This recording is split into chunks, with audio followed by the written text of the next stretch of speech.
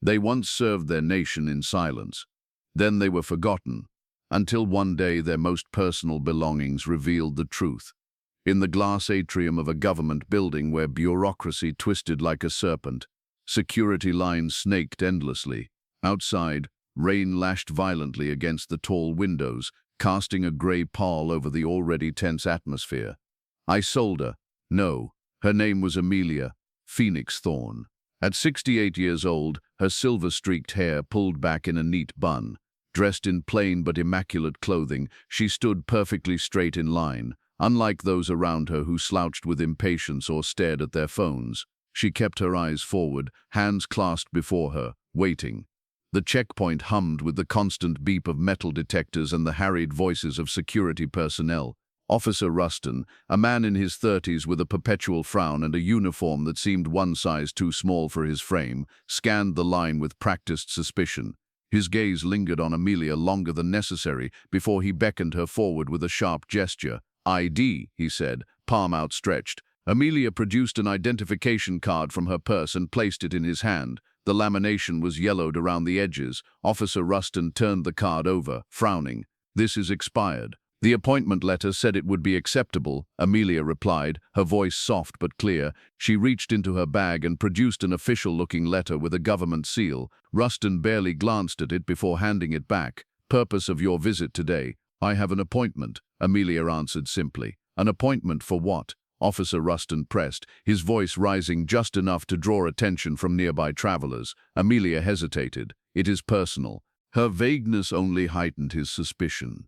As other travelers, younger, louder, more fashionably dressed, were waved through with cursory checks, Officer Rustin's focus on Amelia intensified. He called over his colleague, a stockier man with salt and pepper hair and a nameplate reading, "Officer Loritz. Can you assist with a secondary screening?" Loritz approached, eyeing Amelia with the same unearned suspicion. "Step aside, ma'am." Amelia complied immediately, her posture shifting subtly into what almost resembled a position of attention. When she responded with an automatic "Yes, sir," Officer Rustin's eyebrows raised slightly.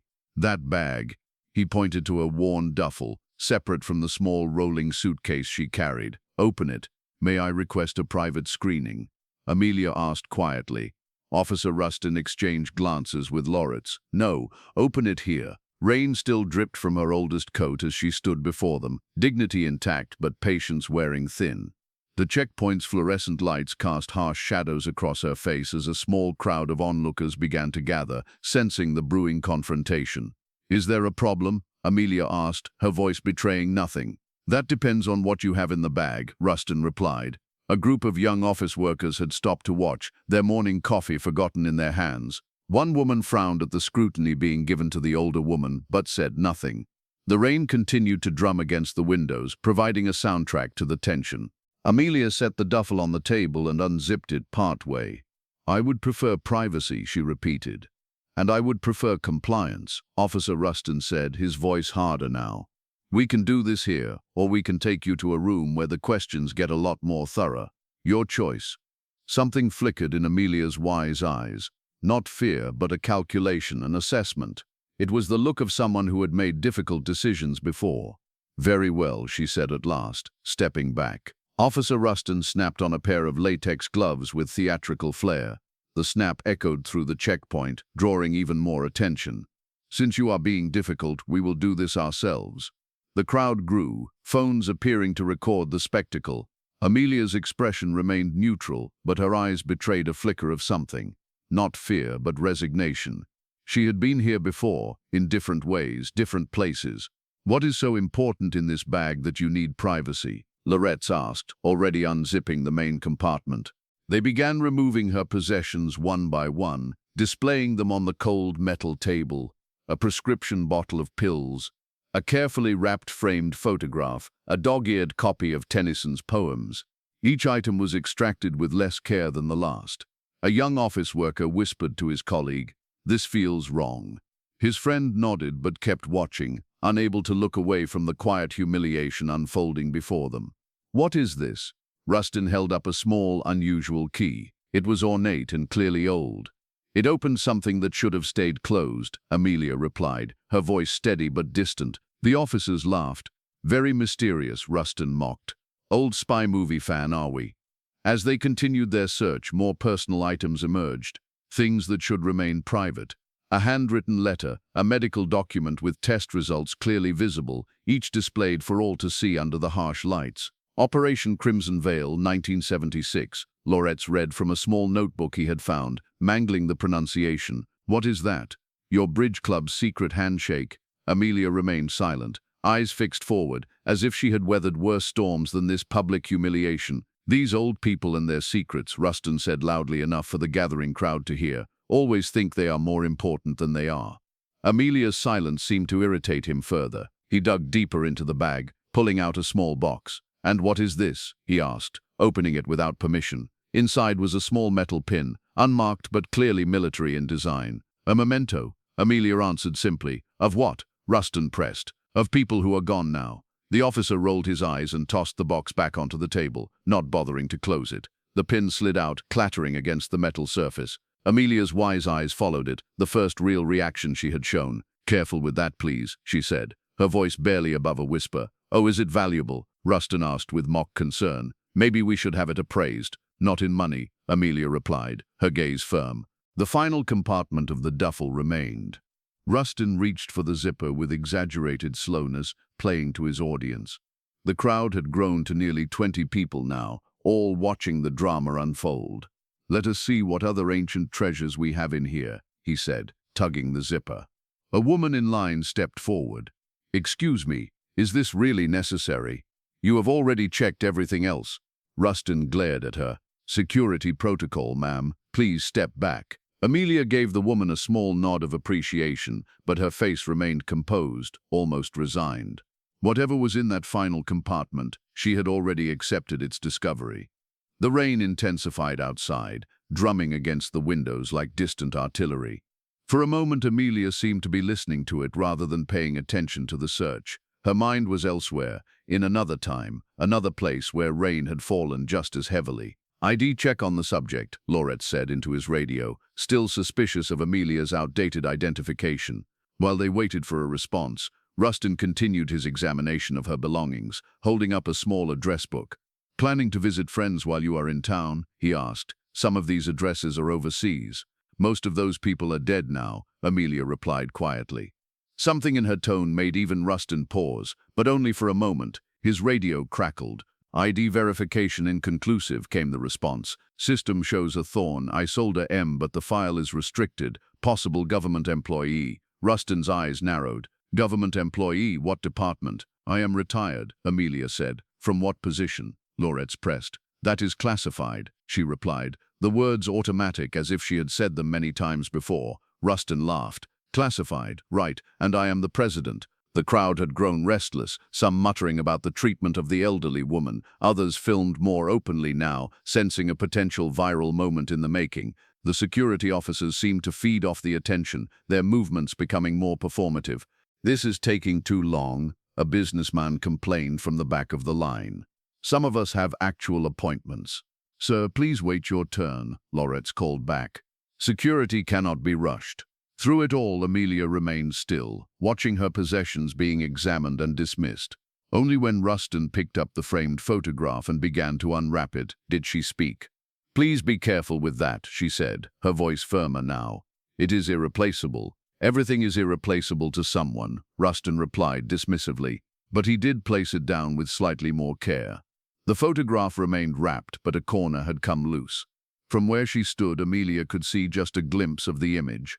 A group of people in uniform standing before a helicopter.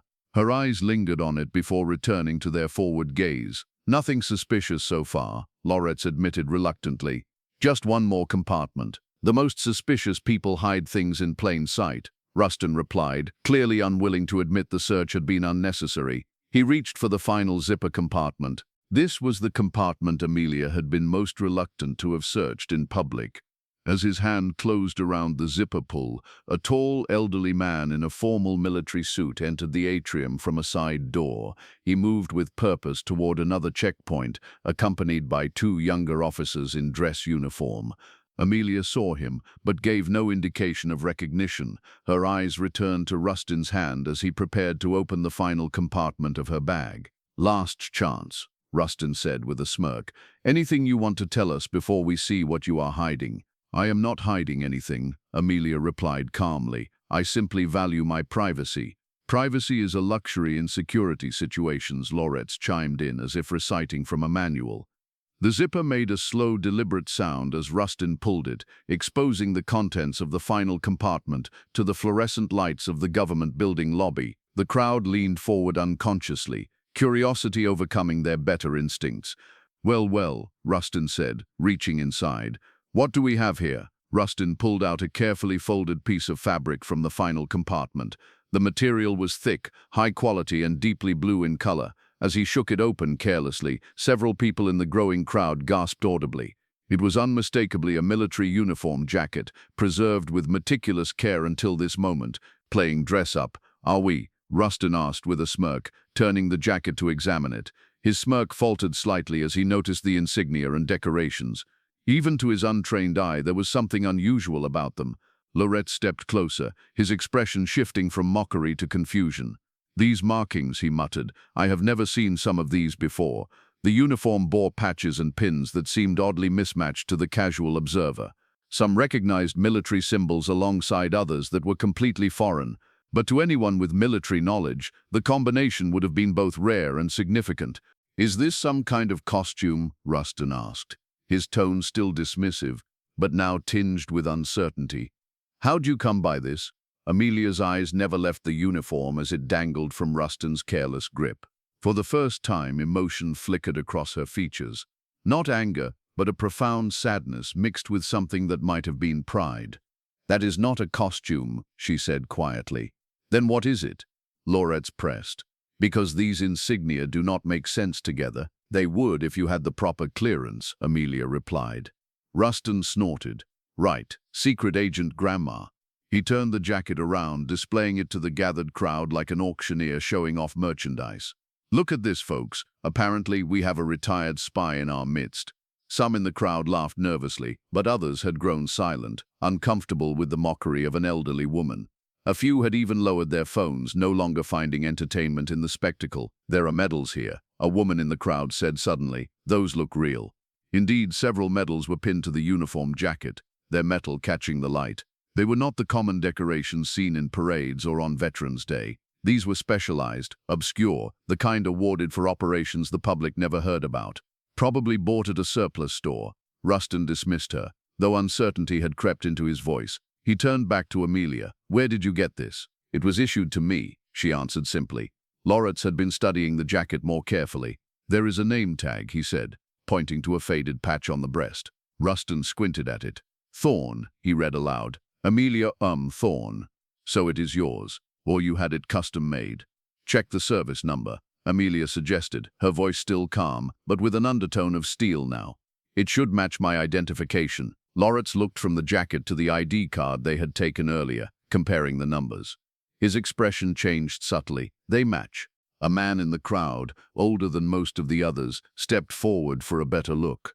"Those are not regular military decorations," he said. "That patch there, I have only ever seen it in photographs from classified operations in the 70s. Rustin glared at him. "Sir, please step back and allow us to do our job."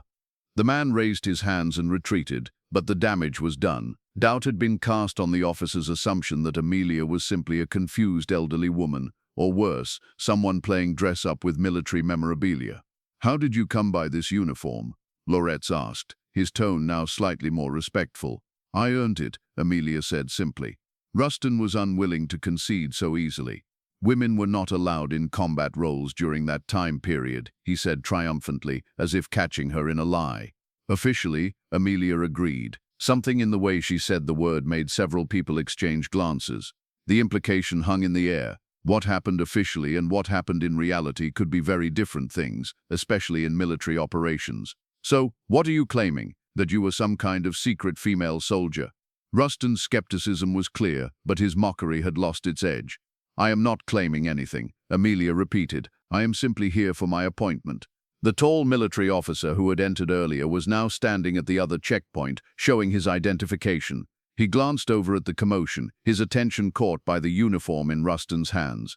Even at a distance, his posture straightened imperceptibly. Loretz had been scrolling through something on a tablet. "I am searching military records for an Amelia M. Thorne," he said. "Nothing is coming up in the public database." "You would not find me there," Amelia said. "Convenient," Rustin muttered. One of the medals slipped from the uniform and clattered to the floor. Amelia flinched visibly, the first sign of real distress she had shown. Before either officer could move, she stepped forward and picked it up herself, cradling it momentarily in her palm before holding it out.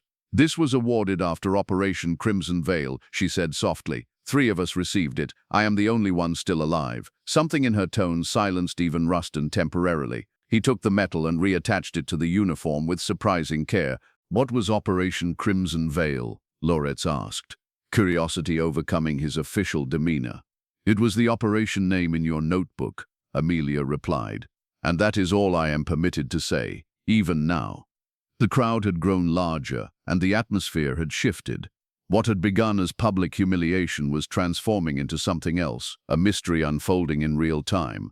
Who was this elderly woman with the classified past? What operations had she been part of that remained secret decades later? "We need to verify this," Loretz said more to his colleague than to Amelia. "If these are authentic military decorations and if there is a legitimate reason they are not in the public record." "She is making it up," Rustin interrupted. But his voice lacked conviction. "Old people do this sometimes, create fantasies about their past." "My past required no embellishment," Amelia said quietly. "Often quite the opposite." A young woman in the crowd had been typing frantically on her phone. "I just searched for Operation Crimson Veil," she announced. "Nothing comes up except for a footnote in a declassified document about Cold War operations. It just says C-File D78 classified." All eyes turned to Amelia, who showed no reaction to this information. She had known there would be no records. That had been the point. The tall military officer had completed his check-in process and was now walking in their direction, his expression unreadable, but his focus entirely on the scene unfolding at the security checkpoint. "I would like my uniform back now," Amelia said firmly, "and my other belongings. I will be late for my appointment." "We cannot just take your word for this," Rustin insisted, though his earlier confidence had evaporated. "Anyone can claim to have been part of a secret military operation." "I am not claiming anything," Amelia repeated. "I simply wish to proceed to my appointment with my belongings." "What exactly is this appointment?" Loretz pressed. "If you would just tell us that information is restricted," Amelia replied automatically. "Everything is restricted with you, is it not?" Rustin snapped, frustration replacing his earlier mockery. Convenient way to avoid answering questions. "Not convenient," Amelia corrected him. "Necessary and in accordance with the oath I took." The military officer was now close enough that details of his uniform were visible. The stars on his shoulders indicating his high rank, the rows of ribbons and medals on his chest speaking to a long and distinguished career. He moved with purpose directly toward their checkpoint. Rustin noticed him approaching and straightened unconsciously. Just 28. Sir, this area is that Captain Thorne's uniform you are holding, officer? The man interrupted, his voice carrying the unmistakable tone of command. The checkpoint fell silent. Even those not directly involved in the confrontation sensed the shift in power. Rustin looked from the uniform in his hands to the approaching officer, confusion evident on his face. We were just conducting a routine security check, sir," he stammered. The military officer stopped directly in front of them, his gaze moving from the uniform to Amelia. For a moment he simply stared at her, his expression unreadable. Then, without warning, he straightened his back and raised his hand in a perfect military salute. "Captain Thorne," he said formally. "It has been many years." Amelia returned the salute with practiced precision, her movements betraying years of muscle memory. "General Vance," she acknowledged. 40 years, I believe." The crowd murmured in surprise. Rustin and Loretz exchanged panicked glances, suddenly aware they might have made a serious error in judgment. "You know this woman, sir?" Loretz asked carefully. "Know her?"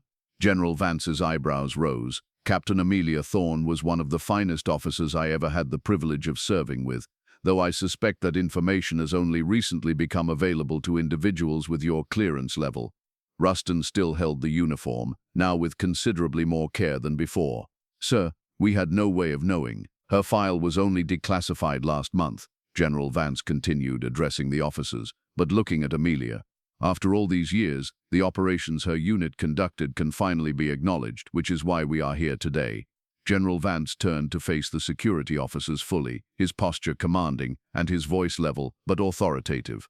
I would appreciate it if you would return Captain Thorne's belongings to her with the same care and respect with which they were packed. Officer Rustin's face had drained of all color. Yes, sir. Of course, sir.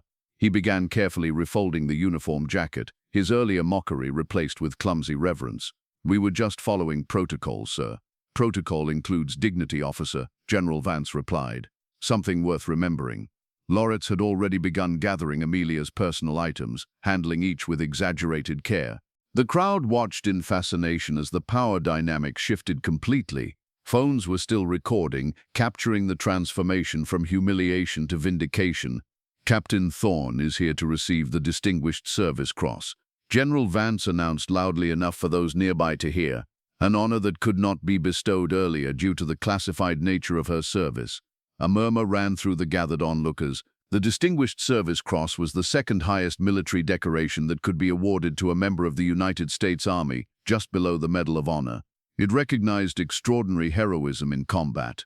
The President will be presenting the medal himself, General Vance continued, along with recognition for the other surviving members of Captain Thorne's unit.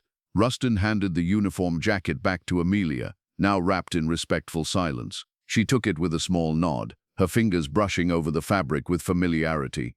I apologize for the misunderstanding, ma'am, he said, his earlier arrogance completely evaporated. Amelia regarded him for a long moment before speaking. Respect is not earned by insignia, she said quietly. It is earned by recognizing humanity in others. The simple words carried weight in the hushed atmosphere of the checkpoint. Several people in the crowd nodded in silent agreement. The young woman who had searched for information about Operation Crimson Veil was typing again, likely sharing the unfolding story on social media. Your team's file was declassified just last month, General Vance said to Amelia, helping her gather her belongings. After all these years, the nation can finally acknowledge what you did, what you all sacrificed. Most of my team is not here to see it, Amelia replied softly. 5 survivors out of 17, General Vance confirmed. All of you will be honored today. Loretz, who had been listening intently, spoke up. Sir, if I may ask, what exactly did Captain Thorne's unit do? For historical context, General Vance looked to Amelia, who gave a slight nod of permission. Captain Thorne was part of Special Operations Group Delta, a mixed-gender unit that operated behind enemy lines during conflicts that officially the United States was never involved in. They gathered intelligence, extracted high-value targets, and sometimes, when necessary, conducted missions that altered the course of the Cold War. Mixed gender? Rustin repeated, confusion evident in his voice. But women were not in combat roles back then. Officially, General Vance said, echoing Amelia's earlier statement. But Captain Thorne's linguistic abilities and specialized training made her invaluable in certain theaters of operation. The military has always made exceptions for exceptional people, regardless of what the public was told. The crowd had grown larger now, word spreading through the building about the decorated veteran being honored. Some people were pointing at Amelia with newfound respect, while others simply watched the scene unfold with curiosity. We should proceed, Captain, General Vance said to Amelia. The ceremony begins in 30 minutes, and the others are waiting to see you. Amelia nodded and picked up her duffel bag, now repacked with her belongings. As she prepared to leave, a young female security officer who had been watching the entire exchange stepped forward hesitantly. Ma'am, she said, her voice barely above a whisper. I just wanted to say thank you for your service. Amelia studied the young woman for a moment before responding. What is your name, officer? Adira Ellis, ma'am. Officer Ellis, Amelia said, her voice soft but now clearly audible in the quiet checkpoint area. The greatest service often happens where no one is watching, with no expectation of recognition. Remember that. General Vance escorted Amelia toward the elevators, the crowd parting respectfully to let them through. As they walked away, Rustin and Loretz stood in uncomfortable silence, both processing the magnitude of their error. We really messed up, Loretz muttered. How are we supposed to know? Rustin replied defensively, though his voice lacked conviction. An older man in the crowd overheard them. Maybe that is the point, he said. We never know who someone really is just by looking at them. The observation hung in the air as General Vance and Amelia disappeared into an elevator, heading to the ceremony where her decades of silent service would finally be acknowledged. The ceremony was held in a grand hall on the top floor of the building. Sunlight streamed through tall windows, the rain having given way to clear skies. Rows of chairs were filled with military personnel, government officials, and the families of the honored veterans. At the front of the room, a small group of elderly individuals sat together. These were the surviving members of Special Operations Group Delta. Amelia took her place among them, exchanging quiet greetings with people she had not seen in decades. Their reunion was subdued but profound, the shared experiences between them creating a bond that transcended the long years of separation and silence. "Never thought we would live to see this day," said a white-haired man seated next to Amelia. His nameplate read, "Commander Malcolm Reed." "Some of us did not," Amelia replied softly. "But they are remembered," said another veteran, a woman named Ella Foster, finally remembered officially. A hush fell over the room as the president entered, accompanied by high-ranking military officers. The ceremony began with formality and precision. Each survivor of the Special Operations Unit was called forward individually to receive their long-overdue recognition. When Amelia's name was called, she walked to the podium with the same straight-back posture she had maintained throughout her ordeal at the checkpoint. The president spoke briefly about her service record, the parts that could now be disclosed, before pinning the Distinguished Service Cross to the uniform jacket she now wore. Captain Thorne's actions during Operation Crimson Veil saved the lives of 37 hostages and prevented an international incident that could have escalated tensions during a particularly volatile period of the Cold War, the president announced. Her linguistic skills and quick thinking under extreme pressure exemplify the highest traditions of military service. Amelia accepted the medal with a formal salute, her face betraying little emotion, but those who knew her well could see the subtle shift in her expression. Not pride for herself, but remembrance of those who had served alongside her and never returned. After the ceremony, a reception was held in an adjoining room. Military personnel and government officials mingled with the honored veterans, many seeking to hear stories that had been classified for decades. Amelia stood slightly apart, a glass of water in her hand, observing the proceedings with quiet detachment. General Vance approached her. "How does it feel after all these years?" "Strange," Amelia admitted, "to speak openly of things we were ordered never to mention, to be recognized for actions we were told never happened. Times change." General Vance replied, "The world is ready for these truths now." "Is it?" Amelia's question was genuine. "Or is it simply that those who wanted the secrets kept are no longer alive to protest?" Before General Vance could respond, they were interrupted by Officer Adira Ellis, the young security officer from the checkpoint. She approached hesitantly, clearly uncomfortable in the formal setting. "Captain Thorne," she said, nervously straightening her uniform, "I hope I am not intruding. General Vance invited me to attend." Amelia nodded in acknowledgement. "Officer Ellis, you are not intruding. I wanted to apologize properly for what happened earlier, for how you were treated." "You were not responsible," Amelia replied. "No, but I did not speak up either. I watched it happen," Adira admitted, "and I have been thinking about what you said about service happening where no one is watching." Amelia studied the young woman for a moment before asking, "Why did you become a security officer?" "Officer Ellis," the question seemed to surprise Adira. "To protect people, to serve in some capacity. And do you feel you are achieving that purpose?" Adira hesitated.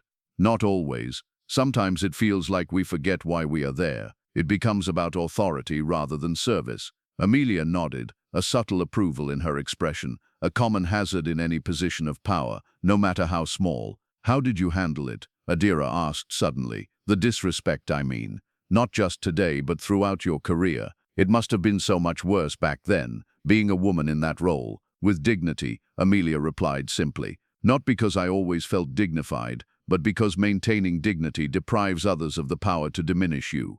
She paused, considering her next words carefully. "People will judge what they can see. Officer Ellis, your job is to know what is invisible, your own worth." Adira absorbed these words, clearly turning them over in her mind. "Thank you," she said finally, "for your service and for your wisdom." As Adira walked away, General Vance turned to Amelia. "You made quite an impression on her." "Perhaps," Amelia acknowledged, "though I suspect she already knew these things. Sometimes we simply need permission to believe what we already understand." The reception continued around them, the noise of conversation and clinking glasses creating a backdrop to their quiet exchange.